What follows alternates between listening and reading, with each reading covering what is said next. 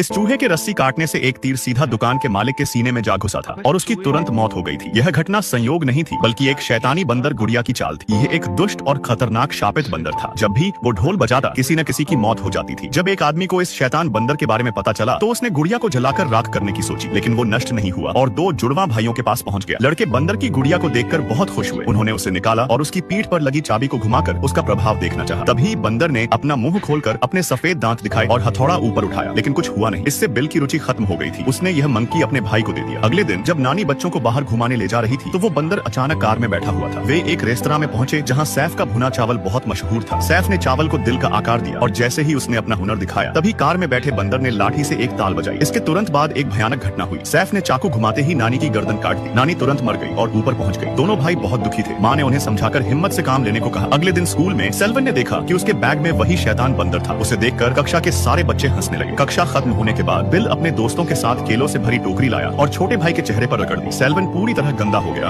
और बहुत गुस्से में था। उसने शैतान बंदर से अपने भाई की मौत मांगी क्योंकि वो बदला लेना चाहता था। तभी चाबी घूमते ही बंदर ने ढोल बजाना शुरू कर दिया। अब फिर से कुछ भयानक होने वाला था। उसी समय भाई घर लौटा और माँ को आइसक्रीम बनाते देखा। ढोल बंद होते ही भाई बिल्कुल ठीक था, लेकिन उनकी माँ की हालत खराब हो गई। उनके शरीर की सारी नसें फट गईं और वह भी चल बसी। सेल्वन जानता था कि इसके पीछे उस हत्यारे बंदर का ही हाथ था। उसने चाकू से बंदर के टुकड़े टुकड़े कर दिए। पिता के गायब होने के बाद चाचा दोनों भाइयों को अपने घर ले गए, लेकिन तभी अचानक वहाँ भी वो बंदर टपक पड़ा। भाई ने खिड़की से बाहर देखा तो बंदर उसे घूर रहा था। उसे बंदर की शैतानी ताकतों के बारे में नहीं पता था, इसलिए उसने बंदर को उठा लिया। जल्द ही एक और मौत हो गई। इस बार उनके चाचा की दुनिया छूट गई। जंगल में एक पागल घोड़े ने उन्हें कुचलकर उनका केचप बना दिया था। भाइयों ने इस शापित बंदर से छुटकारा पाने के लिए उसे एक डिब्बे में बंद किया, जंजीरों से बांधा और एक पुराने कुएं में फेंक दिया। इस बार यह तरीका काम कर गया था। 25 साल बाद सेल्वन 30 साल का हो चुका था और उसका एक बच्चा भी था। उसने सोचा कि अब उसकी जिंदगी आराम से कटेगी, लेकिन वो शापित बंदर फिर से उसके परिवार में लौट आया।